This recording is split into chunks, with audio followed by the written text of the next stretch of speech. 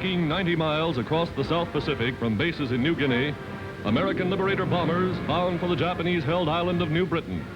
New Britain, between New Guinea and the Solomon Islands, was once a German colony, then an Australian mandate until captured and fortified by the Japs.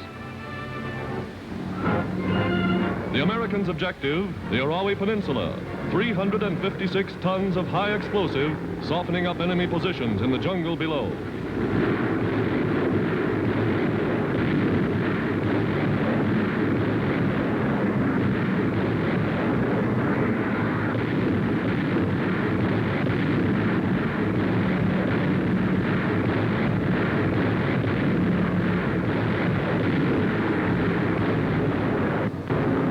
Offshore, naval guns coordinate their attack with the pounding from the sky.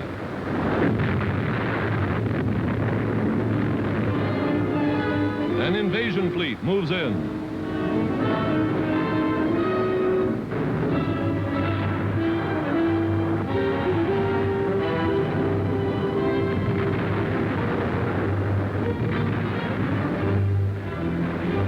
The beachhead is won.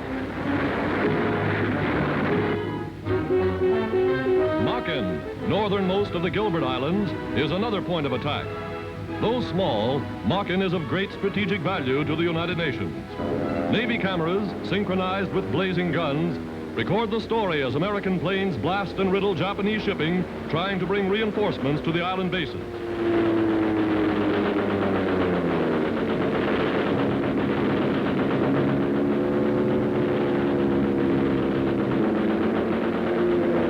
Dive bombing the enemy airstrip, Yankee planes brave a hail of anti-aircraft fire.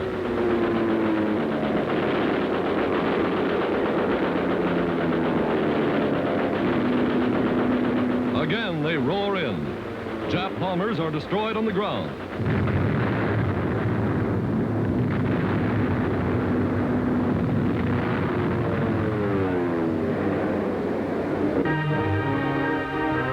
The Marshall Islands, a United States carrier task force, writes a thrilling epic in this new phase of war in the mid-Pacific. 72 Jap planes shot down in this one engagement. Their torpedo planes desperately attack. Superior marksmanship sends them flaming into the sea.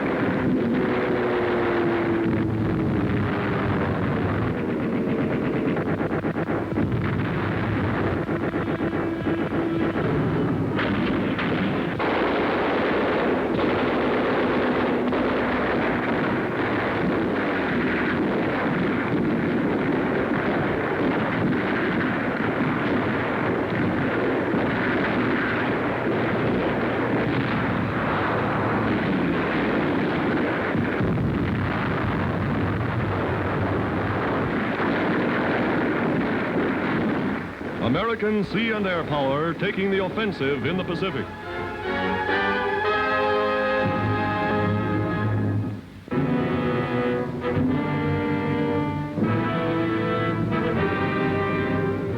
United States Liberator bombers and Lightning P-38s attack a Japanese base off Bougainville in the Solomon Islands.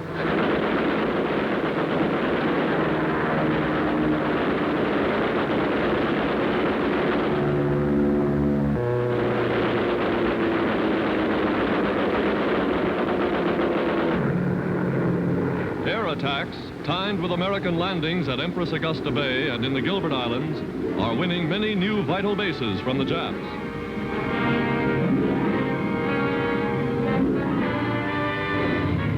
Tons of supplies, fuel oil, and airplane gasoline are brought in as the Americans establish airports less than 200 miles from enemy bases.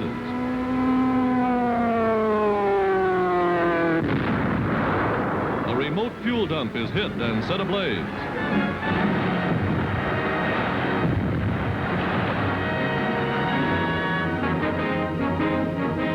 But work on the landing field goes right ahead. In a matter of hours, Navy construction battalions have the airport ready for American planes to launch new attacks on the Japanese in the South Pacific.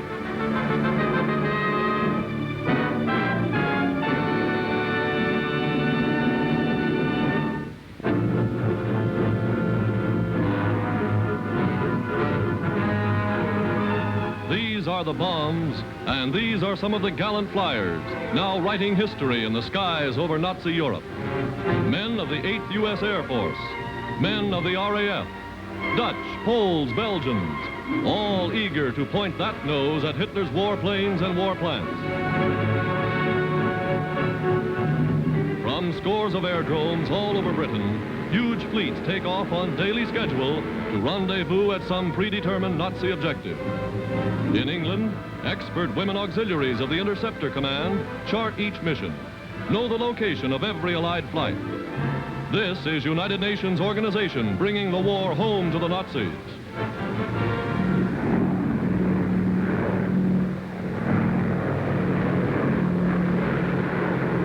Through a barrage of anti-aircraft fire, they hold fast upon their course. Now for the 0 hour. Cargoes ready to unload.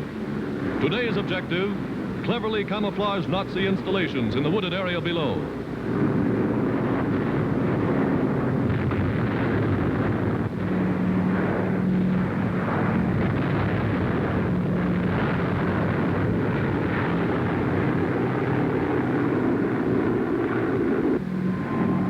Cameras record indisputable proof that even in daylight, the Allies are dropping their bombs upon the heart of Nazi Europe.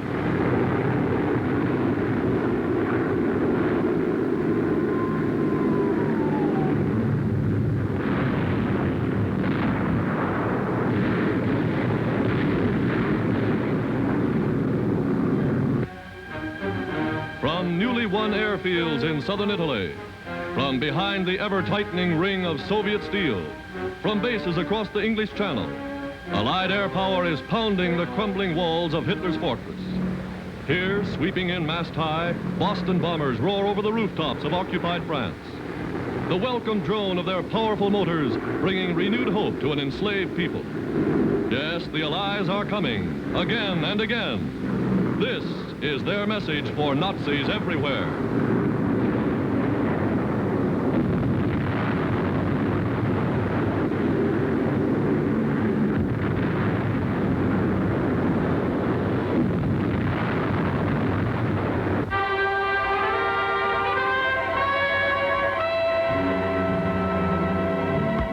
Carriers of a United States task force steam to attack Japanese bases in the Marshall Islands. On flight decks, fighter planes and dive bombers are rolled into position. The Marshall Islands in mid-Pacific have great strategic value. In the half-light just before dawn, planes roar down the runway, their motors breathing fire.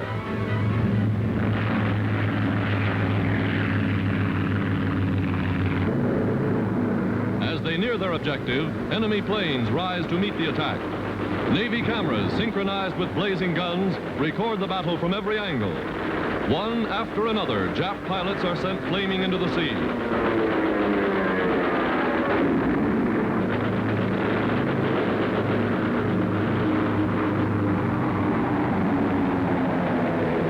Returning to the carrier to refuel and rearm, the first wave of pilots reports to the bridge.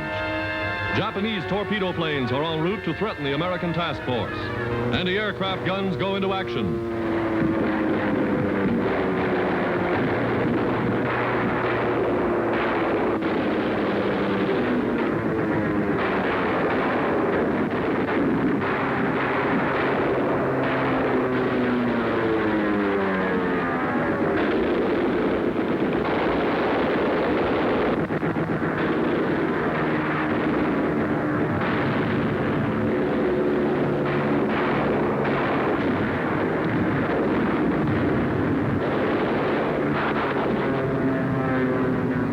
ships are beaten off.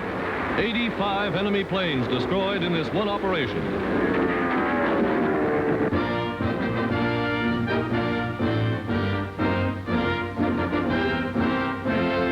The new flying boat, Mars, largest airliner of its kind in the world, prepares to enter Navy service with an historic trans-Pacific flight from California to Hawaii.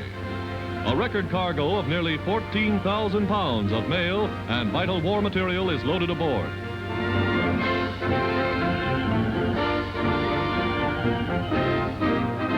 Inside the Mars, which has the space of a 15-room house, members of the crew take their places, ready for the takeoff.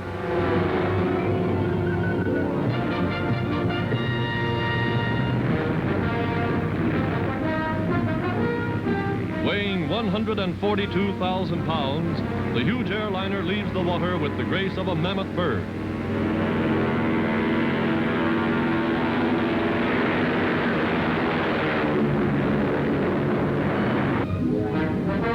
Navy scout planes escort the Mars out to sea.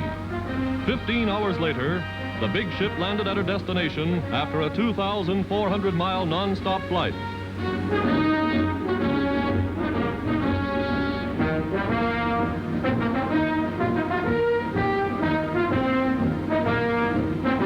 Her intricate control board traces every phase of the plane's performance.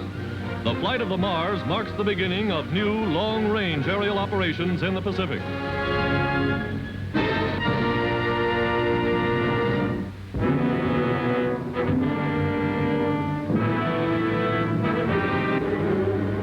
At a supporting airfield, the 99th United States Fighter Squadron, attached to the 8th Army, is composed entirely of Negro pilots. Veterans of 236 missions in Africa, the Mediterranean, and Italy, men of the 99th have a brilliant record for the 6 months they've been operating overseas. Now they take off to aid ground forces advancing on Orsonia.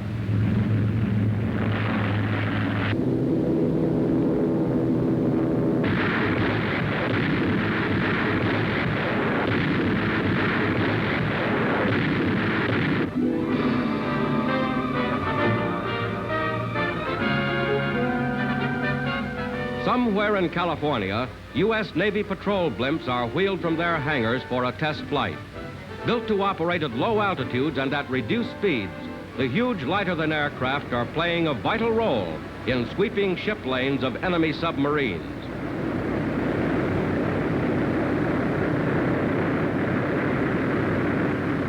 Today, they soar aloft 10 at a time as a cameraman goes along to record the mass flight.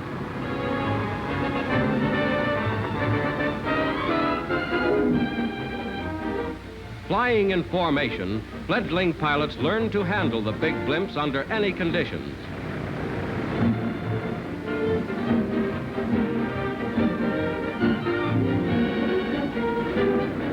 Commander Bettner, veteran lighter-than-air pilot, directs the maneuvers as the fleet sails majestically through California skies.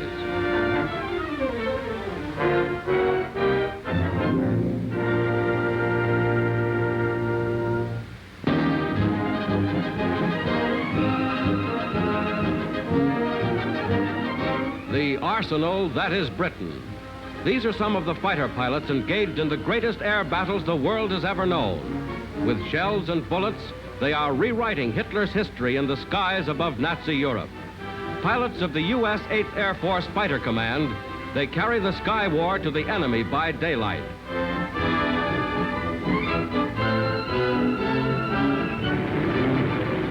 The thunder of thunderbolts carry them to battle. Theirs is a long-range mission. The extra belly tanks of fuel will carry them to the heart of Germany's war effort.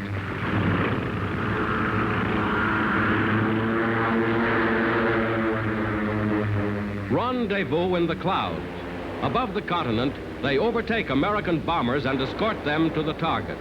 The air offensive that is now reaching the Nazi war capital itself. Maneuvering at top speed, they engage the enemy's interceptors. Cameras synchronized to operate with the guns produce unparalleled battle films, unquestionable evidence of the toll American sky fighters are exacting from Goering's Air Force.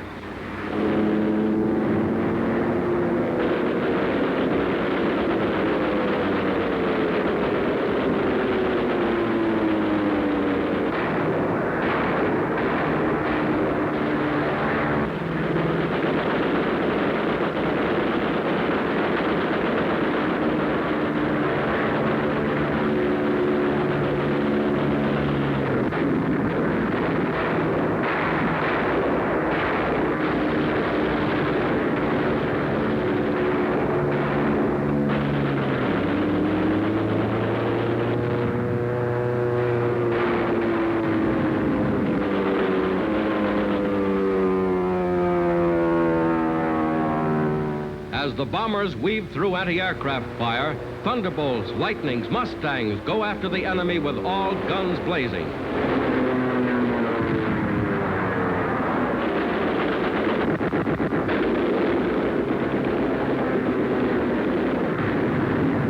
In desperation, Nazi fighters swarm up to protect their war plans. This is all a part of Allied strategy, to draw the enemy fighters aloft and destroy them one by one.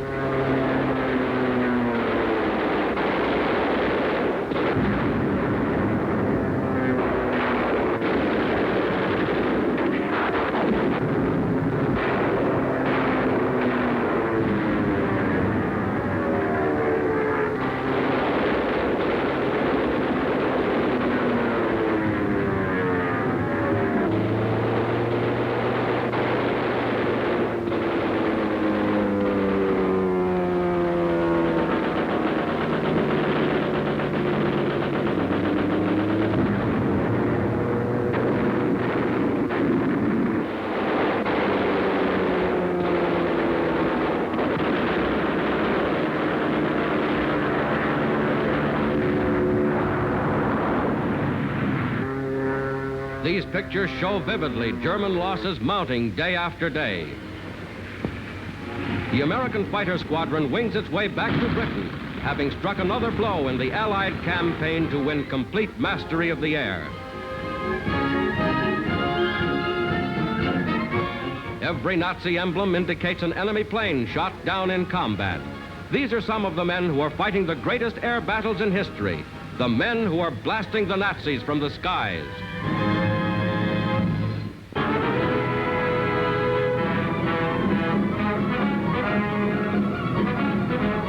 Leaving trails of steaming vapor in their wake, United States bombers bound for Berlin to destroy armament industries in and around the Nazi war capital. In their first daylight mission over the heart of Hitler's fortress, American bombers, combined with British air forces, are pounding Germany with raids around the clock.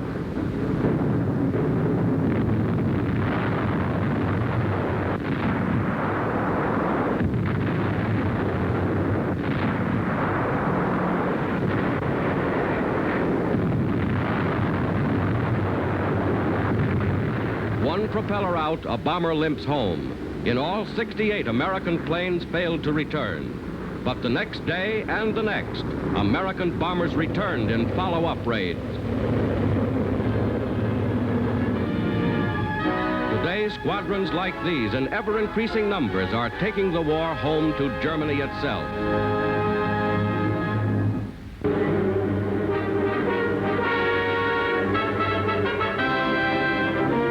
Spring 1944, a Nazi-occupied Europe looks to the skies, for the Allied air offensive is on in earnest. Already its shadow is upon the enemy. From a Britain now bristling with aerodromes, Allied squadrons are working round the clock. Day and night, their roaring propellers are being heard over Nazi Europe. These are Marauders, swift medium bombers capable of speeding at more than 300 miles an hour. Their job's to hit specific military installations and airports. Steel helmets and steel jackets protect the crews from anti-aircraft fire. For now, they're over the enemy coast, driving into a flak-filled sky.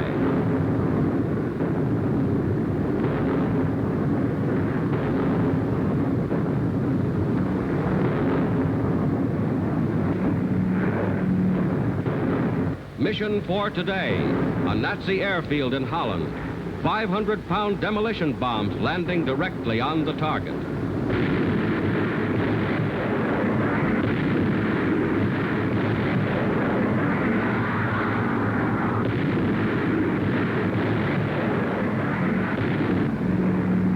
Bound for home.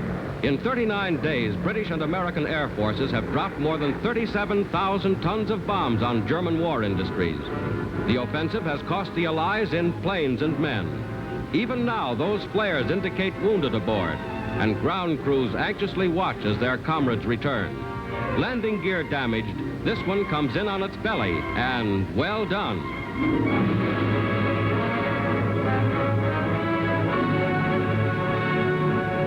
German air losses have been greater than 2 to 1. In 39 days, more than 170,000 American fighting men such as these have been in action over Germany. Nearly 16 mechanized divisions taking the war to the heart of the enemy.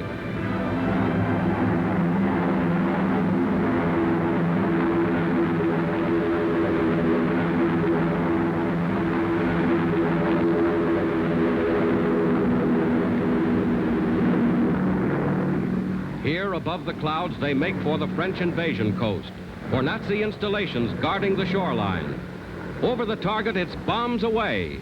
Bombs that are steadily reducing the production of Nazi war supplies. Bombs that are crippling the production of Nazi warplanes. Bombs that are smashing their factories wherever they may be. This is a sample of the round-the-clock bombing that today is shaking the very foundations of Germany itself.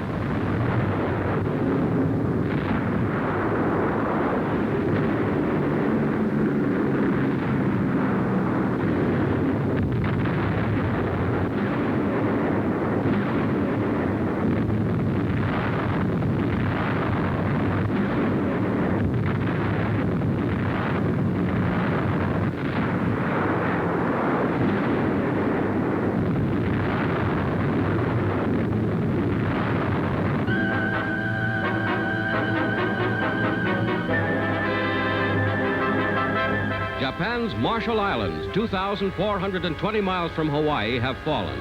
Now 1,240 miles further west, Truk, Japan's Pearl Harbor of the Central Pacific, is the target of a powerful American naval force.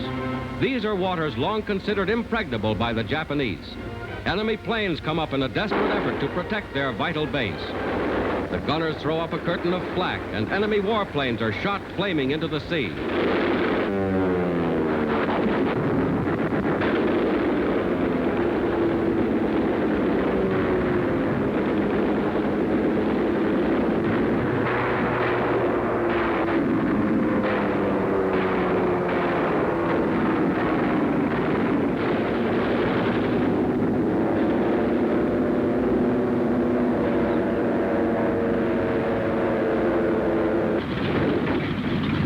Now, American carrier-based planes go aloft to destroy valuable shipping known to be harbored in Truk's broad lagoons. Japanese vessels circle desperately to escape.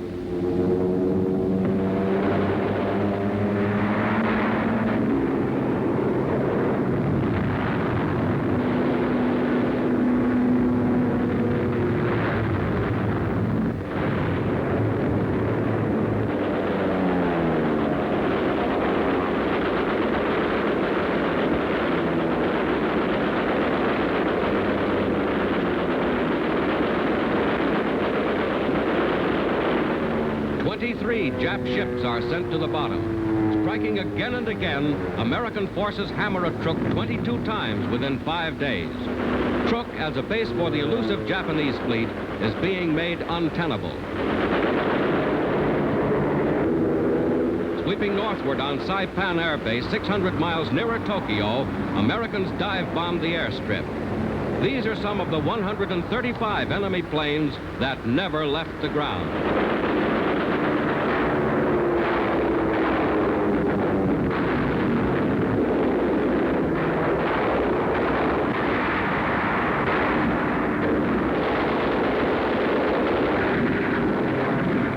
Installations are fired, leave the base in ruins.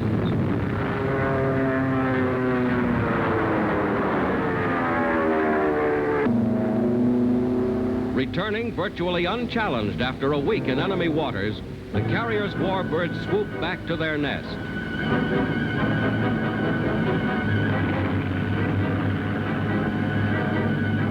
The damaged dive bomber comes in on one wheel, but the pilot saves his plane, although he himself is hurt.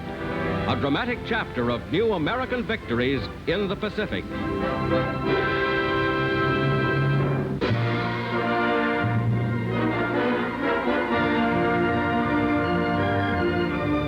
The Lockheed Constellation, world's largest land-based transport plane, prepares to make its first public flight, a non-stop hop 2,600 miles across the United States.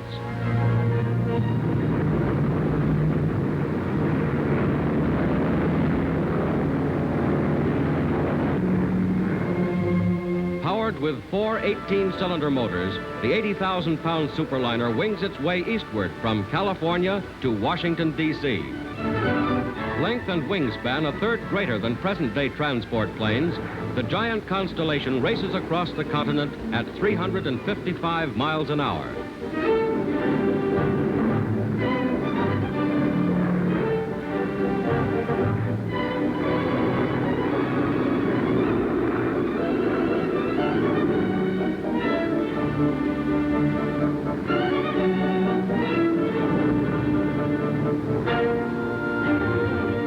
Landing at Washington Airport 6 hours and 58 minutes after the takeoff, the ship sets a new speed record.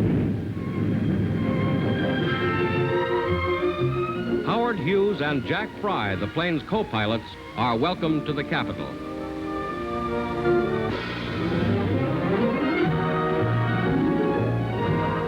Sister ships of the Constellation, now in Army service, can carry 100 troops with full equipment.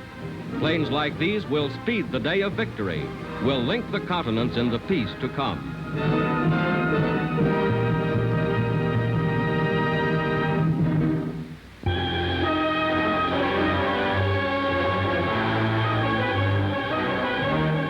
Off the great Japanese base at Rabaul on the northern tip of New Britain, United States carrier-based planes swoop down on enemy warships. Cameras in the wings of Navy dive bombers and fighters film the attack as one of the large Jap cruisers maneuvers to escape.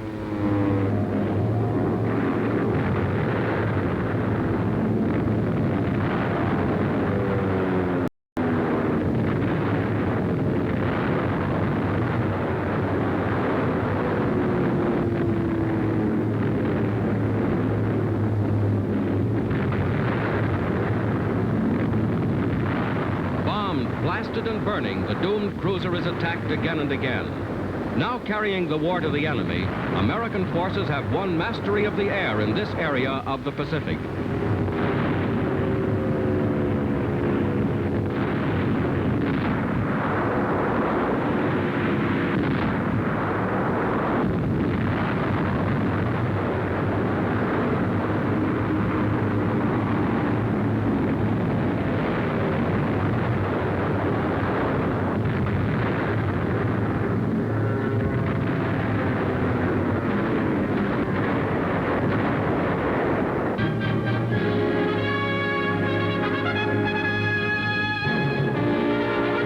Huge fleets of Allied bombers, protected by umbrellas of fighter planes, continue their all-out offensive upon Nazi war plants in Europe. In one 24-hour period, 22 major rail junctions and scores of airfields from the Netherlands to western Germany felt the force of Allied bombs.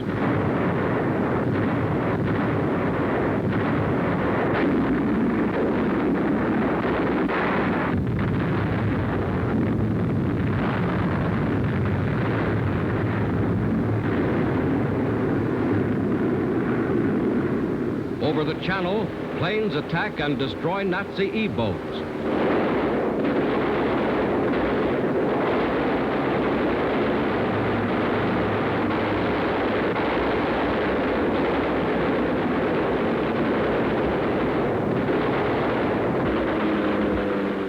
Wing cameras synchronized with blazing guns record dramatic evidence of Nazi planes blasted from the skies. Precious planes Hitler can ill afford to lose, with invasion threatening on all sides.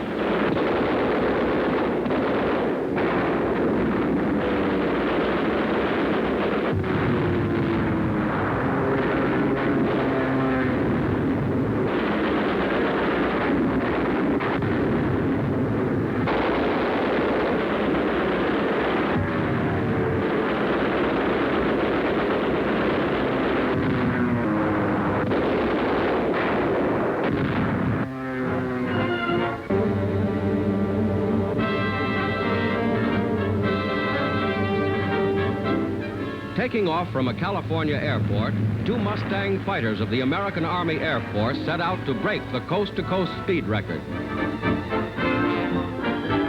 Flying 2,500 miles across the continent at nearly 400 miles an hour, they land in New York 6 hours and 31 minutes out of Los Angeles.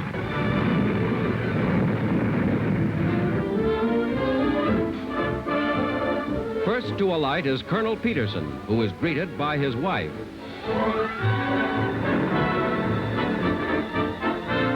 Then Colonel Carter, pilot of the second plane, is welcomed. New York salutes the new Speed Kings of the Army Air Force.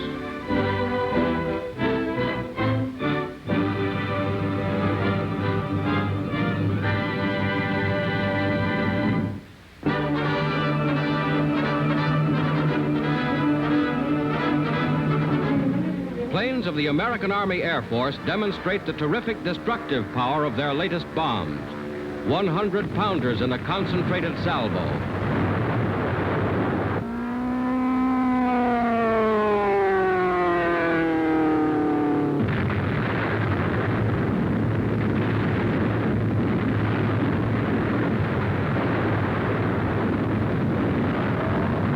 A medium bomber launching an aerial torpedo.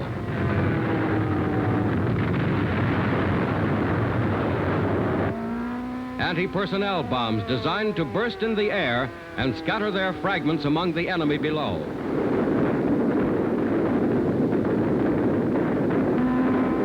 Fighter planes diving to drop auxiliary gasoline tanks, now used as incendiaries.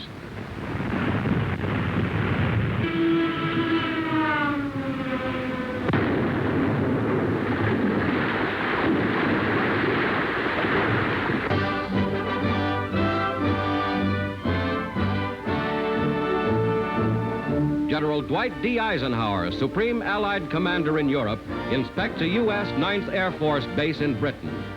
This is one of many Eisenhower tours of his command, checking every branch of the Allied services, seeing for himself that everything is ready for the approaching day. Here, General Eisenhower visits with B-26 Marauder crewmen, who are smashing daily at enemy airfields, rail yards, and other transport centers, disrupting German defense plans. The general takes the cockpit of a fighter and tries its gun.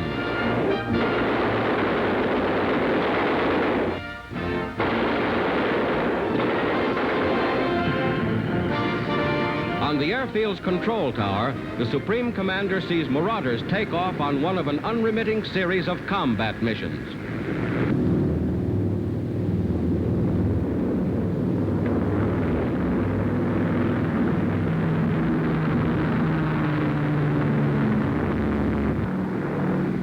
Airborne in precise formation, the Marauders sail high above Europe. Nearing the target, they dodge anti-aircraft fire.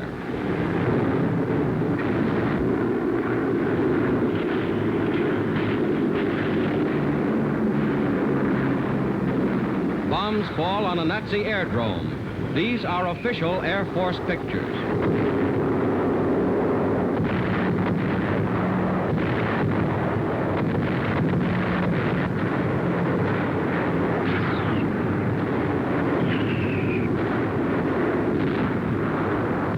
Targets, including a railway marshalling yard, critically important to defense plans, are blasted.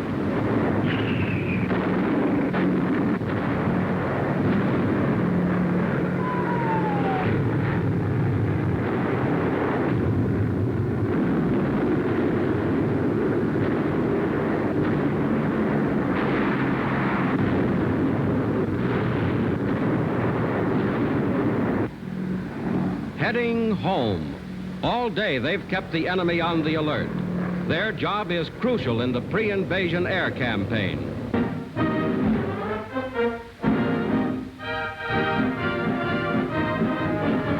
At an Army Air Force base in Arizona, women mechanics learn to service the big bombers, receive expert instruction in every phase of aircraft maintenance. A plane named in their honor gets a thorough going over by the air whacks, as they're called. From motor to tail assembly, the girls make ready the giant battleships of the air. 65,000 strong, they relieve men for combat duty.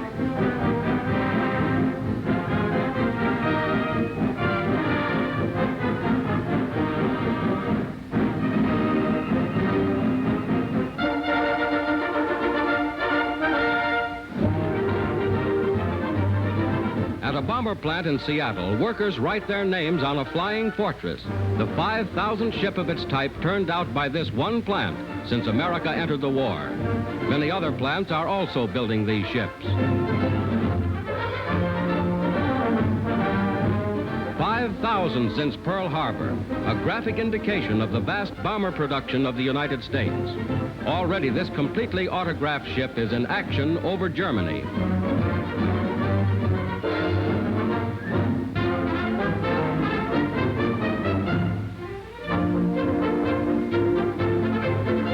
In Washington, D.C., 2 American air aces held a reunion with their families. Captain John Godfrey, shown here with mother and father, shot down 29 Nazi planes. Captain Don Gentili's score of 30 Nazi ships downed makes him the leading American ace of the European theater.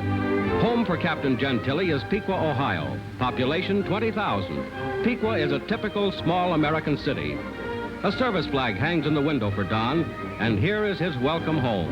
Sister Edith is so happy she can only hug her brother for joy.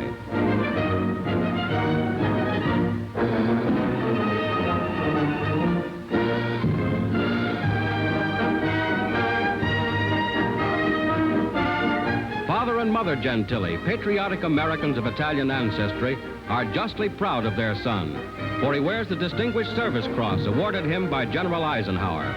Right now, it's Mother's turn, the most important welcome of all.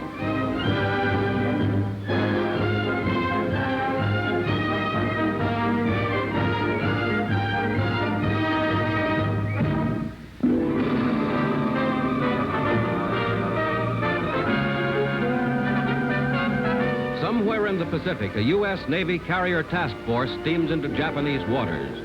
Lookouts signal the approach of enemy planes, and anti-aircraft shells fill the sky.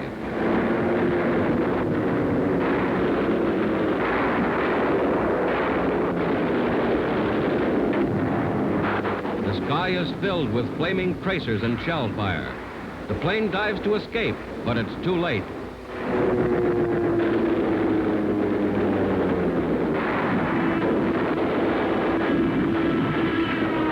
Another zooms in to attack and meets the same fate.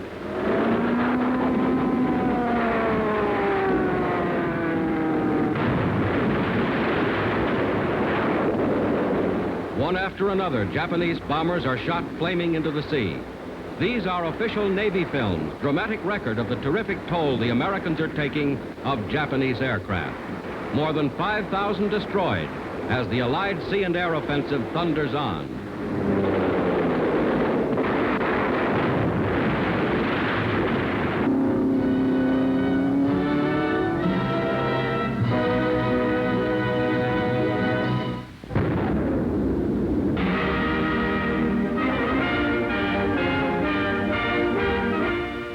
The United Nations have bridged the English Channel. While it was still barely light, airfields all over England were astir.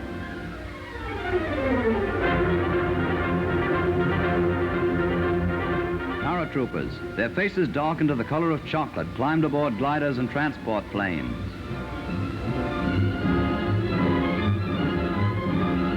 More than 1,000 such planes were used by this section of the invading force. American youngsters, grinning even on their way to battle. These men were part of the largest airborne operation in history. General Breton of the U.S. Army gives the good luck rabbit's foot to some of his men.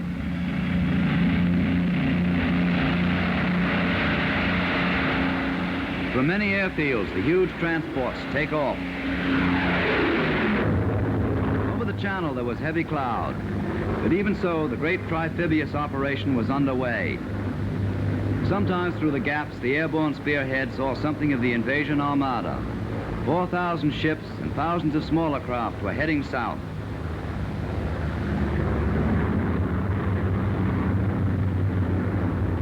The Channel Island of Jersey, occupied since Dunkirk, saw in the invasion of France the hour of its own deliverance. Day bombers blast coastal installations, continuing the heavy attacks of the night before.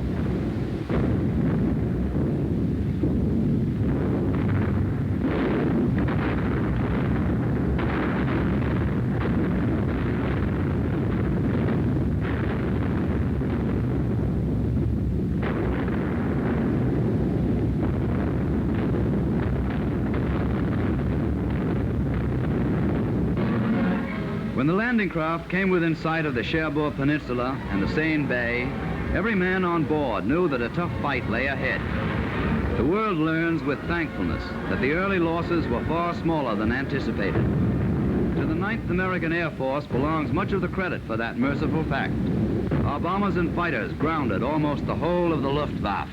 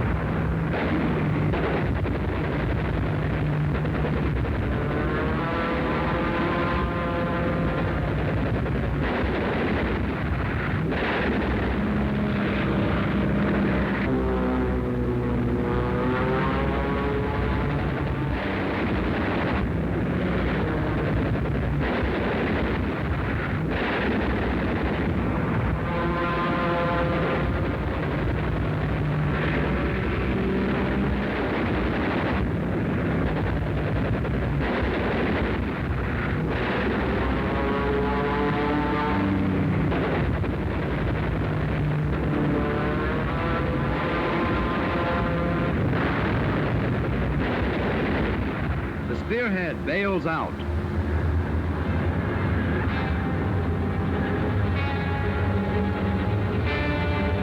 Largely owing to the success of this operation, in little more than 12 hours, the Allied beachhead was 13 miles wide and 10 miles in depth.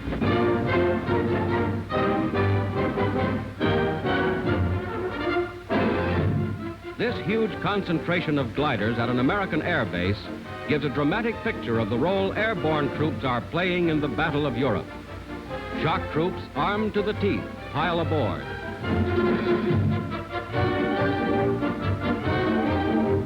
Jeeps and anti-tank guns are stowed away. In a flash, ground crews attach the tow ropes and the sky trains are off. Powerful troop-carrying transports hauling gliders fully loaded with soldiers and equipment.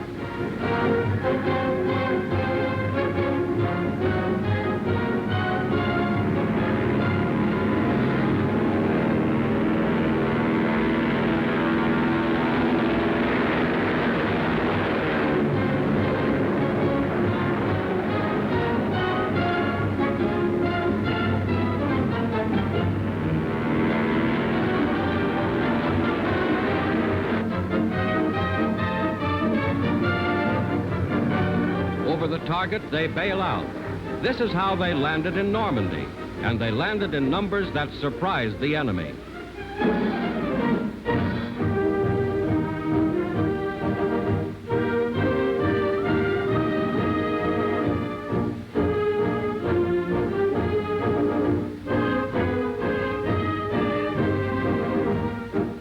They land with their noses in the dust.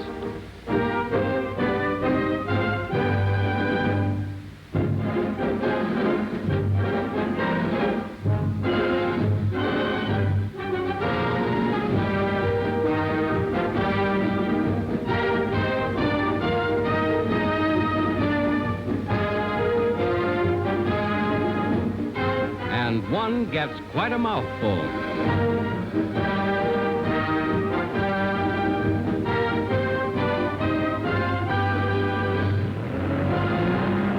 With technique tried and tested in North Africa, Italy, and the South Pacific, these hardy paratroopers are rewriting textbooks on military strategy.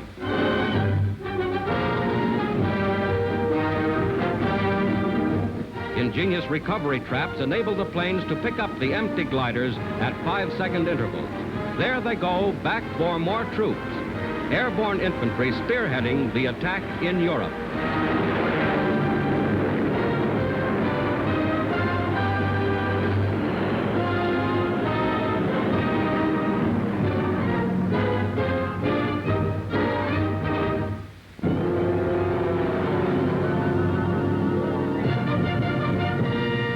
First pictures of the B-29 Super Fortress, the biggest, fastest bombing plane in the world.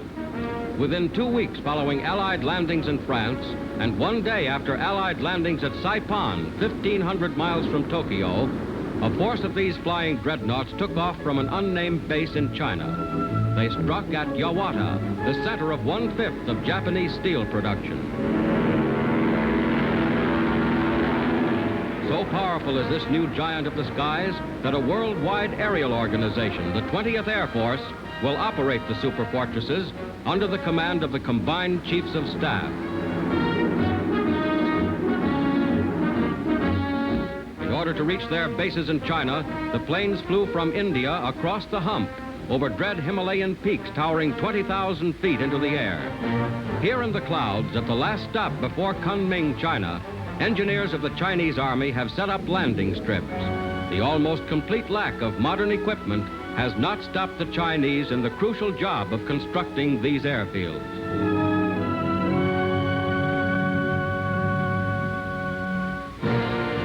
Dwarfing the mighty Fortress and Liberator to medium bomber status, the 8,800 horsepower Super Fortress is a global weapon for global warfare.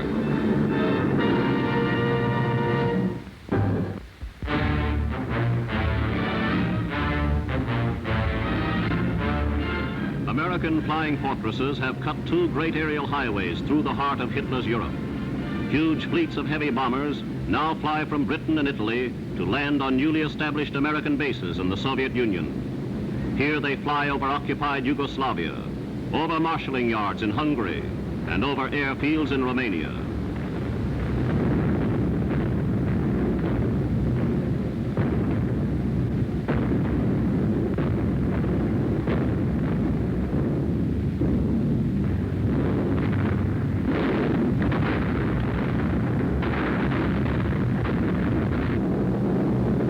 Targets pounded were all chosen by Red Army commanders. Soviet airmen await the American planes as they wing onto Ukrainian fields. The new two-way service eliminates the long run home when the missions are completed. The first American arrivals are met enthusiastically by their Russian brothers in arms. United States Ambassador Harriman is present as General Eaker pins the Legion of Merit on General Perminov, in charge of the Russian end of the service.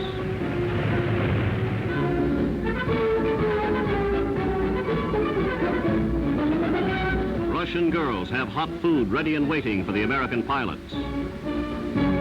Nearby, the Americans are shown the devastation wrought by the Nazis before they were flung Berlinward. It was just 3 years ago that Hitler sealed his doom by the attack on the Soviet Union. The Russians and Americans worked side by side, servicing the big forts and their escorting fighters for the return trip. Barriers of language disappear, and the young Russians and Americans ready more and more tons of bombs for Hitler and his satellites. The Red Army entertains its Western guests with a lively show.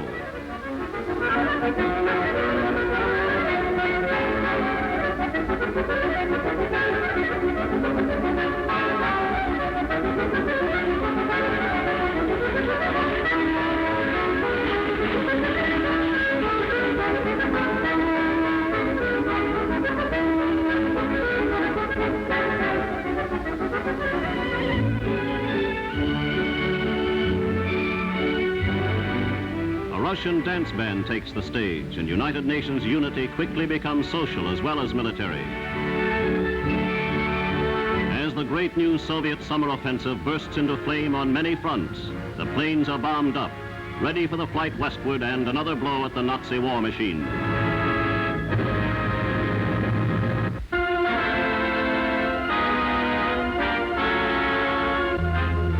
Here are the first censored pictures of Germany's so-called flying bomb. Some have penetrated the defenses of southern England. Many more have been destroyed over the sea.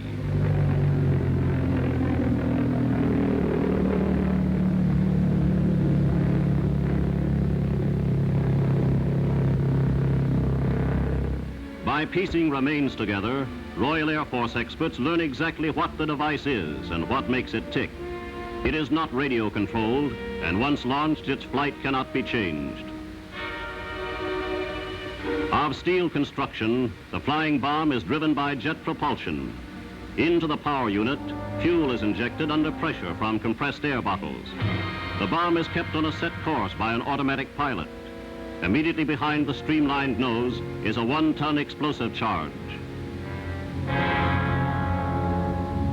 Of defense measures, we can make no reference except to say they are being taken. To date, the flying bomb has done nothing to stem Germany's growing defeat. It is fast falling the victim of Spitfires, anti-aircraft guns, and other allied defenses.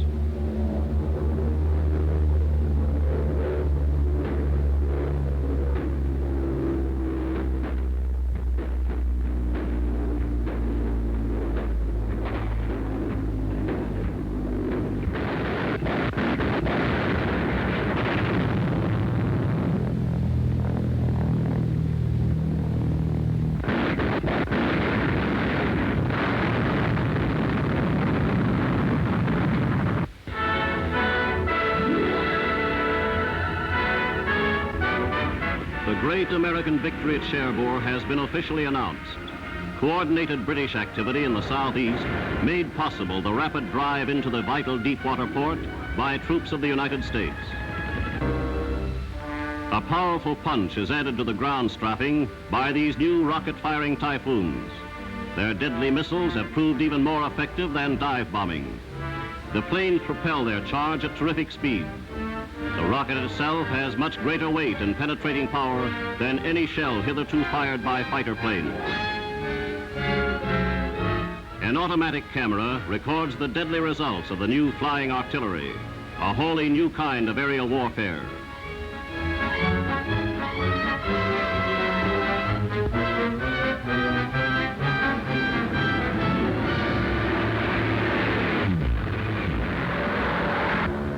Factories, marshalling yards, and ferries across the River Seine provide excellent targets.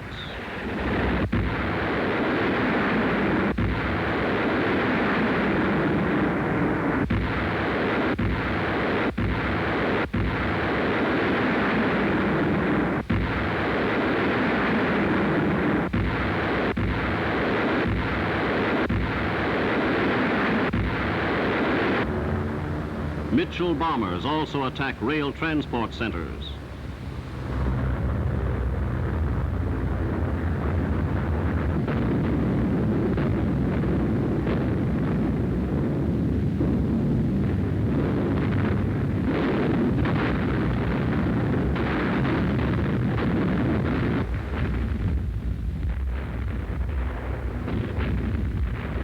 The Nazis were left with few facilities to reinforce their Normandy armies.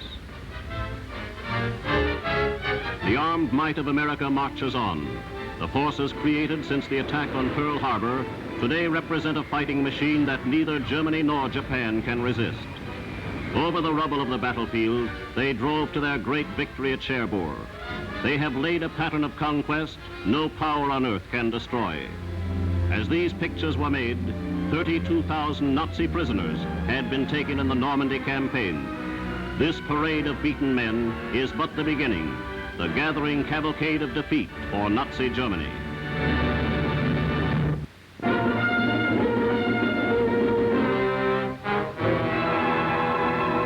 In northern Burma, on the road to China, is the strategic Jap-held city of Myitkyina. 2 miles to its south is Myitkyina airstrip, key to the capture of this stronghold. United States transports and gliders head for the field taken just hours before by Chinese and American troops. Aboard these big ships, Chinese reinforcements and American airborne engineers ride together with tractors and other air base equipment. Below is the rough shell and bomb-pocked Myitkyina strip, still under enemy fire, where the heavily loaded gliders must land.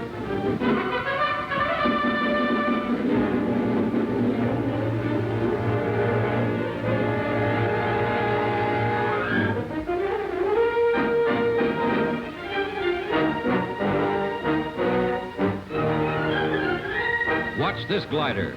Coming in fast and low, it heads for what appears to be an unavoidable collision on the closely packed field.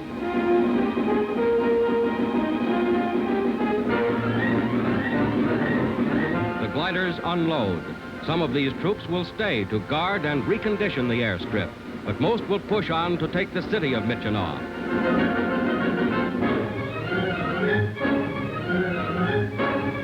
Uncle Joe's chariot brings General Joseph W. Stilwell to the field. He confers with General Frank Merrill, whose marauders took the Michinow Strip after an epic 25-day mountain march through Jap line. Our planes, some of them wrecked in landing, dot the airbase.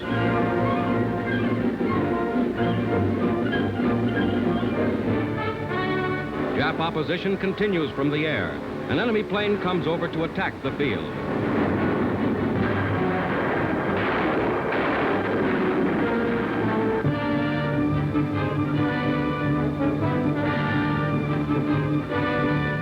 Saipan Island in the Marianas, great Jap stronghold just 1,500 miles southeast of Tokyo.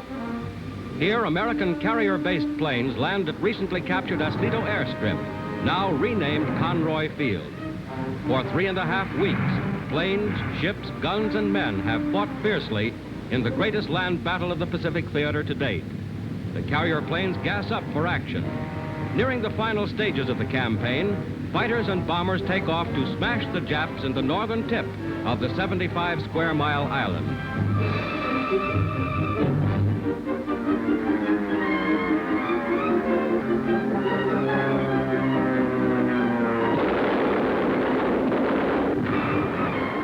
Smoke billows from a Jap ammunition dump hit by our bombs.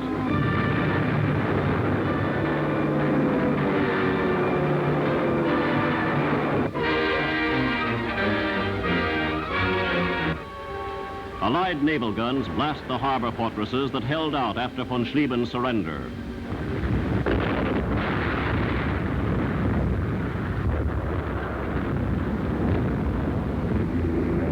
American P-47s dive-bombed the old fortresses, and complete surrender was not long delayed.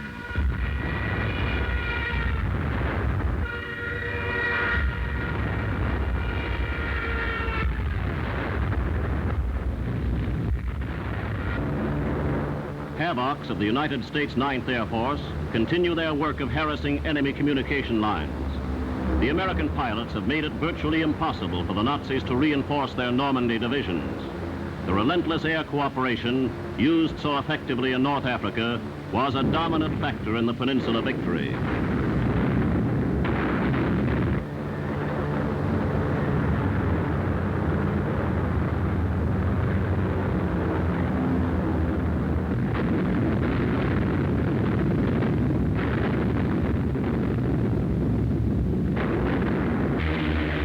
The American 8th Air Force, in just 3 weeks of ground strafing, immobilized 1,500 trucks, destroyed approximately 4,000 railway cars, and put scores of locomotives on the retired list.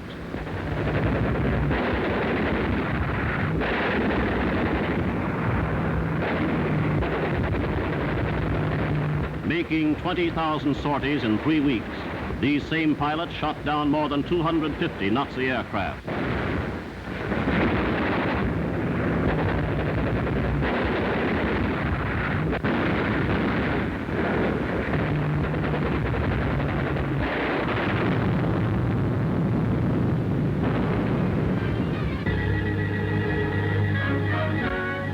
Today, the Nazi soldier looks in vain for support from the once powerful Luftwaffe. Allied planes such as these operate at will over the Nazi battle lines and shipping lanes. These bullfighters of the Coastal Command surprised an enemy convoy off the Frisian Islands. 2 merchant vessels were torpedoed and 3 set on fire. 5 others, naval vessels, were damaged.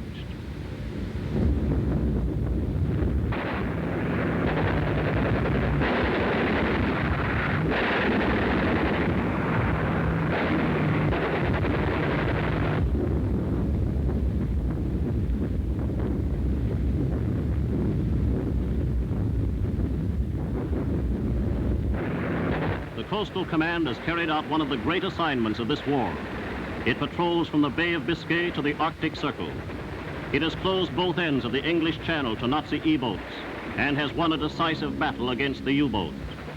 German air power began this war, but it's a crippled bird now. Allied air power is ever mounting, and it's going to be on hand to finish this war.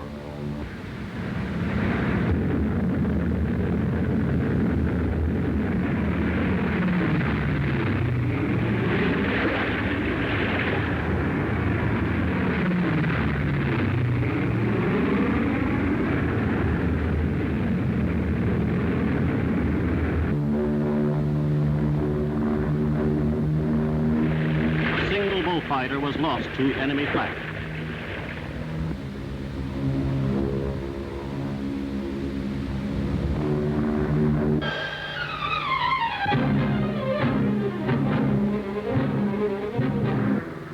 The Pacific Islands Campaign. Off Saipan and the Marianas, a Japanese bomber goes down in flames as a United States task force battles a sudden air attack.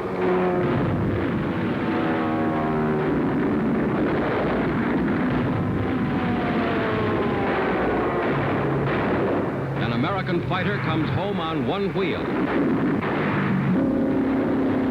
Two enemy planes at once, one of them on fire.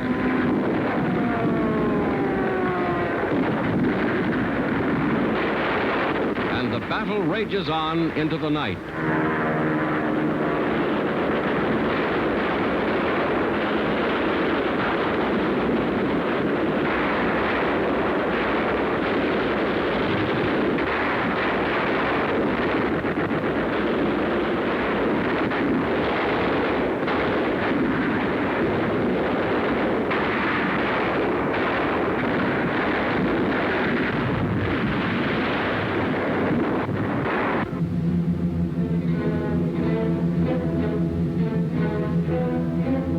Grasshopper plane takes off on Bougainville in the South Pacific for a liaison mission against the Japanese, who still hold part of the island. Fighting on difficult terrain, the American ground forces are greatly aided by these light, maneuverable planes that can fly at treetop height and at very low speed. Japanese positions are sighted. The plane radios the ground forces, and artillery is brought into firing position.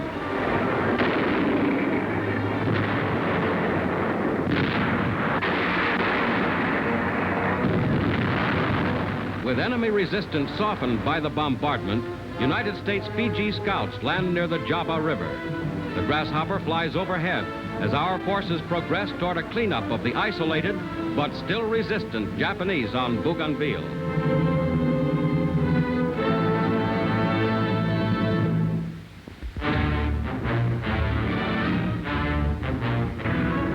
The enemy was in a perilous situation when staggering numbers of American, British, and Canadian bombers went in for the kill.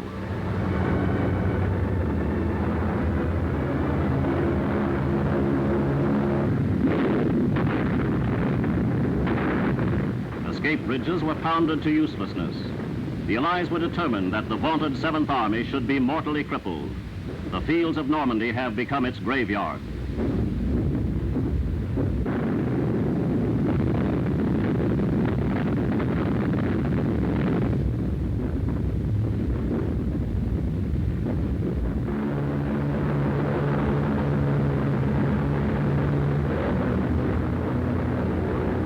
Meanwhile, destruction of Germany's flying bomb sites goes forward.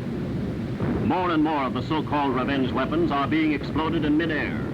Here are remarkable pictures of two robots that failed to accomplish their mission.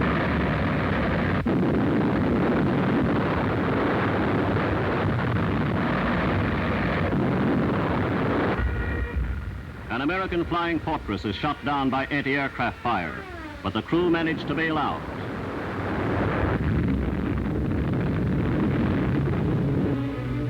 And they are warmly greeted by their buddies after their narrow escape. Among the most damaging weapons of the Normandy campaign are the deadly rocket-firing Typhoons. Their accuracy and destructiveness have bewildered the enemy. The Nazis have tried repeatedly to mount a daylight counterattack, but thanks to these planes, they have found it next to impossible.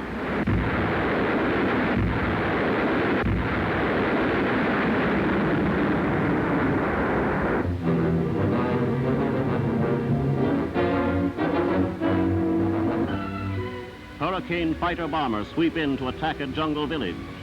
These versatile craft have not only helped remove the Jap to India, they are now hastening the liberation of Burma and the entire East Asia sector.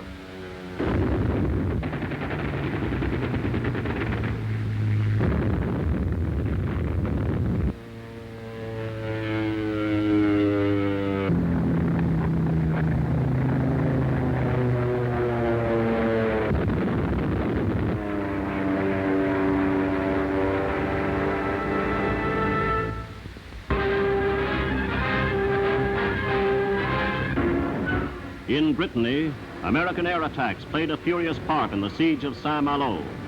The fanatical German commander, who swore never to surrender, had a change of heart when the bombers had finished their mission.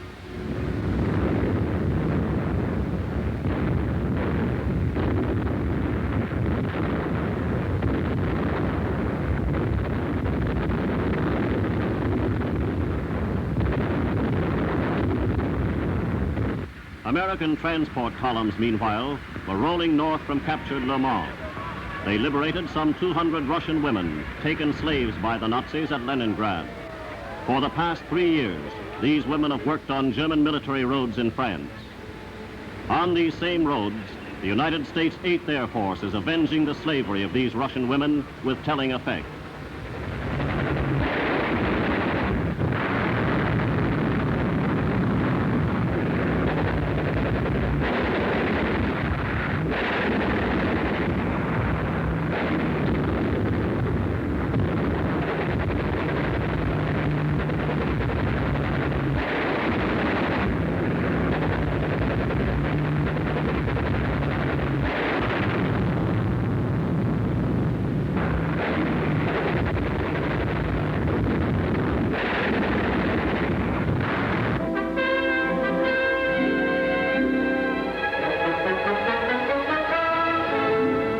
Jet propulsion device designed to get Navy aircraft into the air faster, with heavier loads, and in less space.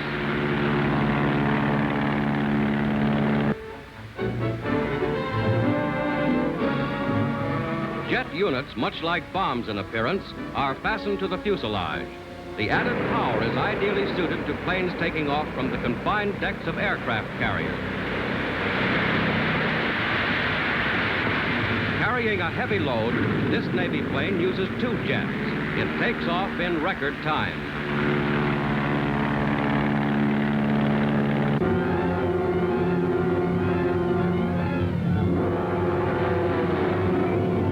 In mass production in the United States is the B-29 Super Fortress, the largest, fastest, and most powerful bomber ever built. On the plant floor, the great planes take shape. Wings fit into place. The 16.5-foot propeller and the huge wheels are ready.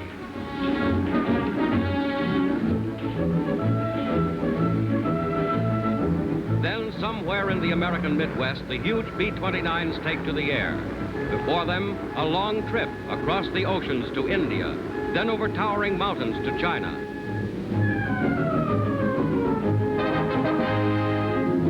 At a China base built laboriously by thousands of Chinese workers, the first 8,800 horsepower Super Fortress comes down.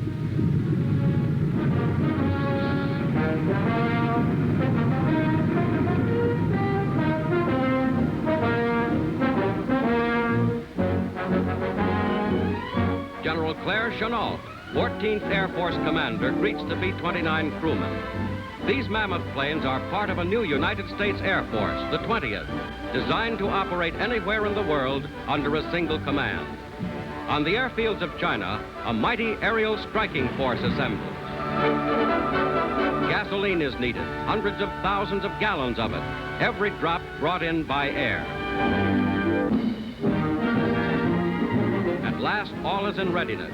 The 20th Air Force Commander, General Kenneth Wolfe, confers with Colonel Harmon, Group Commander for the mission.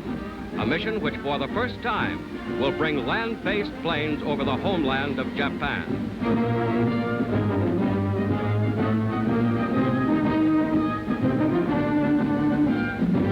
Planes and guns are carefully checked for these long-range bombing attacks.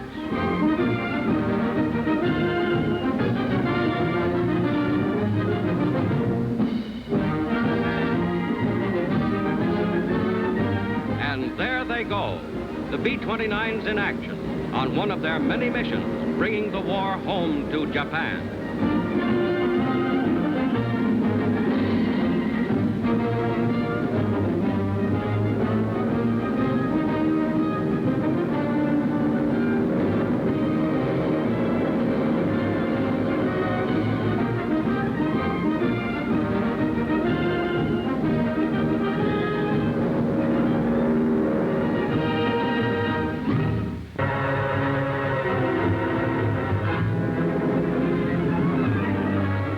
American bombers come over Ploesti in the first of a series of continuing raids which almost completely wiped out these huge Romanian oil fields. These Axis-made films, recently seized by the United States 15th Air Force, show the tremendous fires started in the attacks.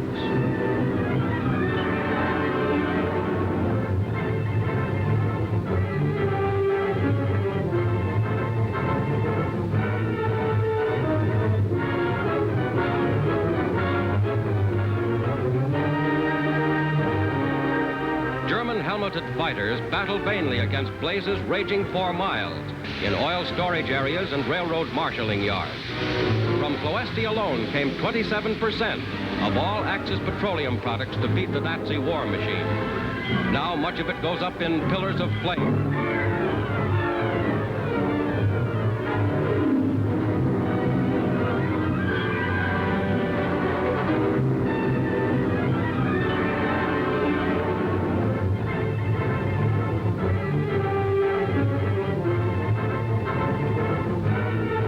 The great air offensive against this vital industrial target cost 300 American planes and 3,000 American casualties, but it vastly reduced the flow of oil to Nazi Germany.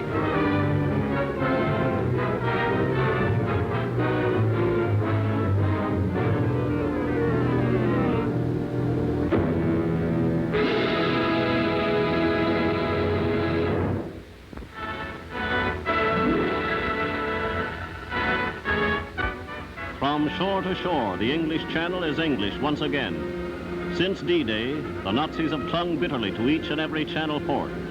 Nazi convoys, attempting to reinforce the holdout ports of France, were struck at will by Allied air power.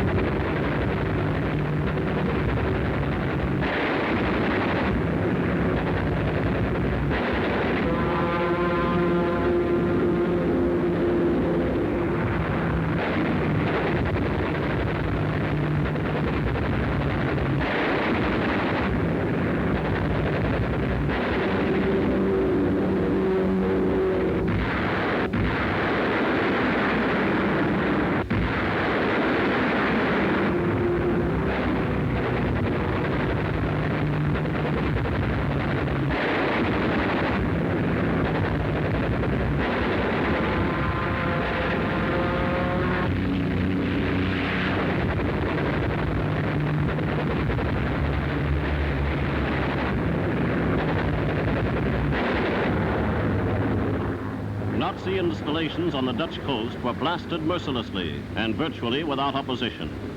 RAF pilots described their assignments as shooting fish in a barrel.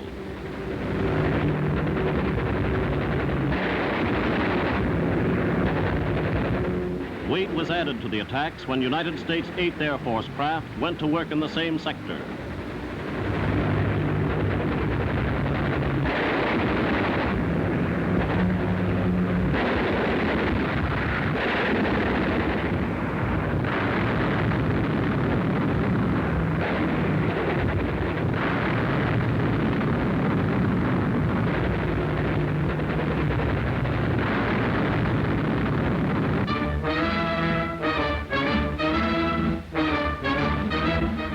One complete wing of the American invasion forces received air medals for their magnificent work on the Normandy landings. Seldom have so many deserved so much. These 2,600 medals were struck to commemorate their supreme and matchless feat of arms. Major General Paul Williams, commander of the United States Troop Carrier Forces, made the presentations personally.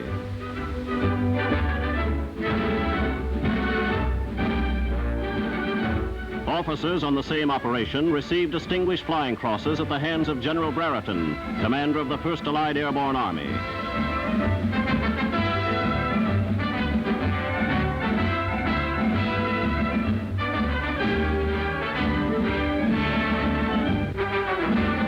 This sergeant saved the lives of an entire plane crew.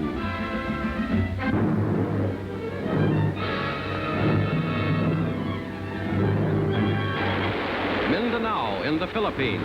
United States Navy fighters and bombers in clashing low-level attacks on Japanese shipping in Mindanao Harbor. Clearing a fiery way for the liberation of the Philippines, 18 ships were sunk 19 damaged in this raid alone.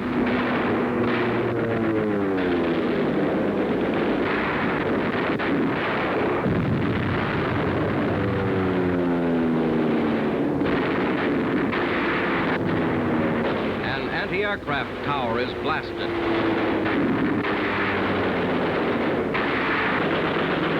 Enemy planes are hit.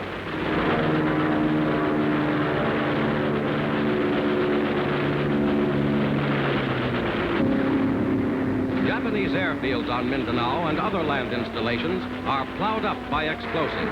70 Japanese planes destroyed. An early taste of the full fury to be unleashed on the enemy in the Philippines.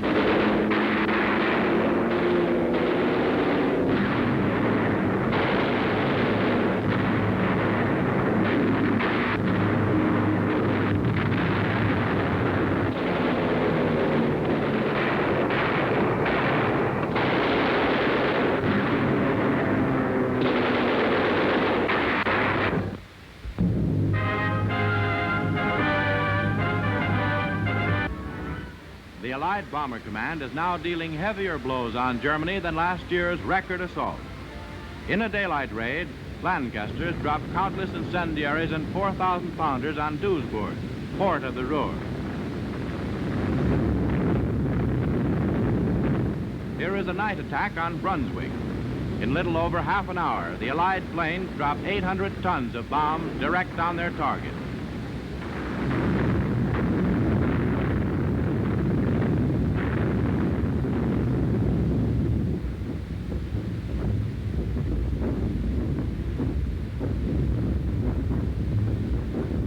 Fires below reveal their accuracy.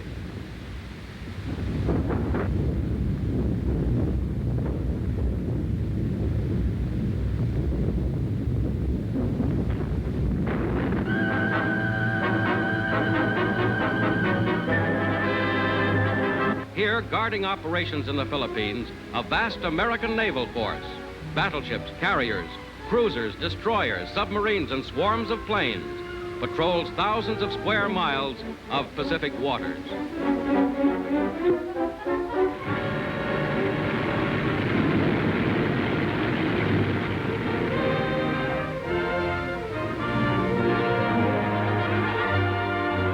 The Navy awaits the enemy, hoping that Japanese sea power will come out of hiding for the first time in nearly 2 years.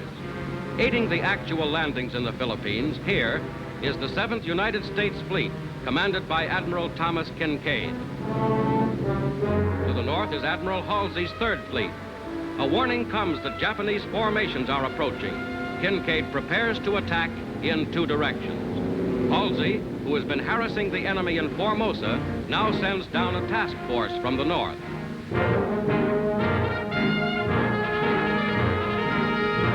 Navy planes wing into the attack. While Halsey engages the main enemy fleet from Formosa, strong Japanese forces cut through the islands. They are trapped and pounded by Kinkaid.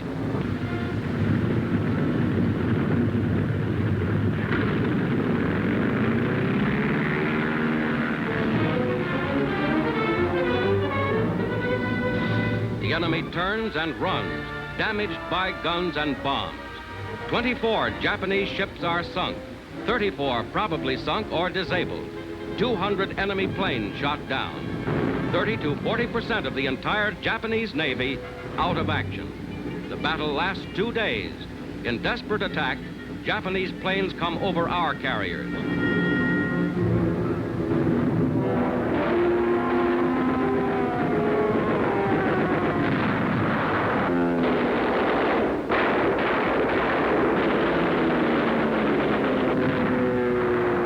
An enemy plane is shot down.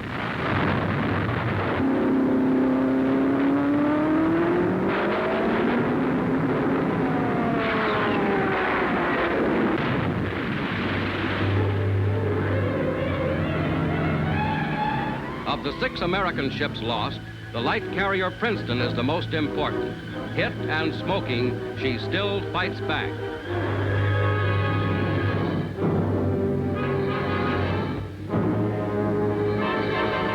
Princeton's magazine explodes. She was later sunk by American gunfire. Most of her crew was saved.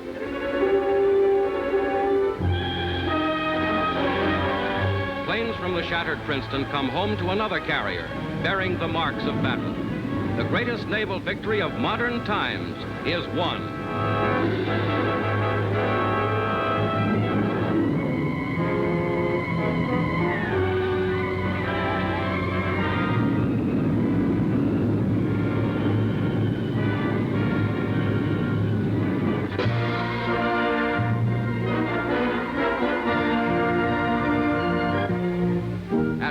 Field, Washington, D.C., General Henry Arnold, Air Force's commander, greets the pilot and crew of the first Superfort bound for Saipan. The flyers take with them a message from General Arnold.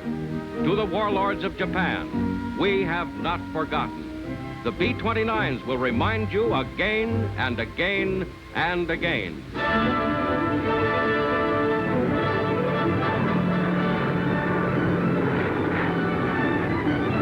The first B-29s arrive at Saipan, 7,000 miles from their starting point in the USA.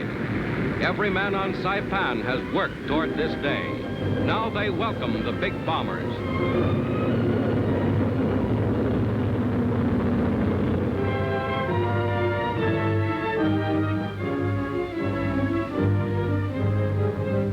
General Haywood Hansell, leader of the 21st Bomber Command, second of the Super Air Forces, now dropping thousands of tons of explosives on Japan, even at Tokyo itself.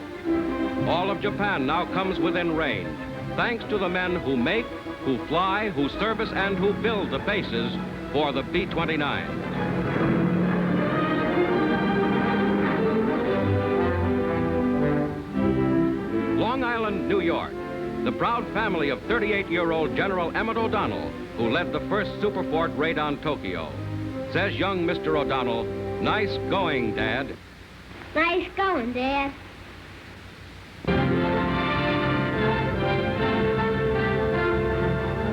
Allied planes ring the globe in the final round of the battle against the enemy. Over wild Burmese jungles, the British Sunderland flying boats ferry supplies.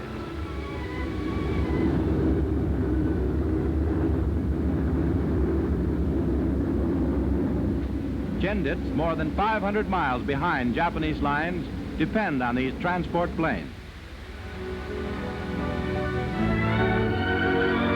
Rafts fitted with motors carry the supplies ashore to keep the famous Burmese fighting units going during the monsoon. Now the rafts bring back wounded fighters for an air trip to base hospital. These planes are saving countless lives in the worst of the world's battle areas.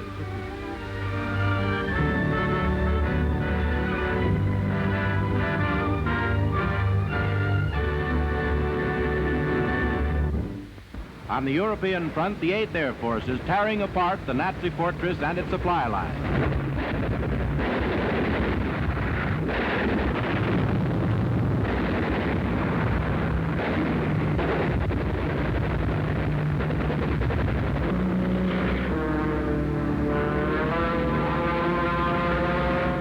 Assaults like this are whittling down the Luftwaffe. Daily, the power of the Allies increases in warfare of the skies.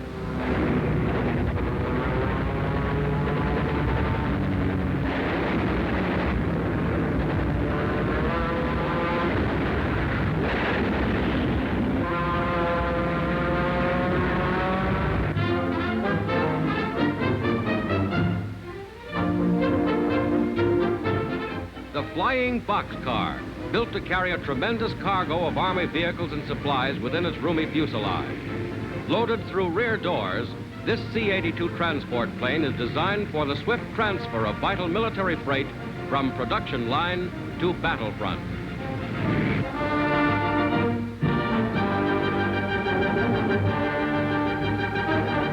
The C-82 takes off easily, lifting after a brief run. In great new specially designed transports like this one lies one answer to the pressing problem of supply. An amazing new device for air-sea rescue, the airborne lifeboat. It is flown anywhere over water in B-17 bombers, then dropped to flyers forced down at sea. 27 feet long, it weighs 1.5 tons. It is streamlined to fit under the bomb bay and has little effect on speed or maneuverability.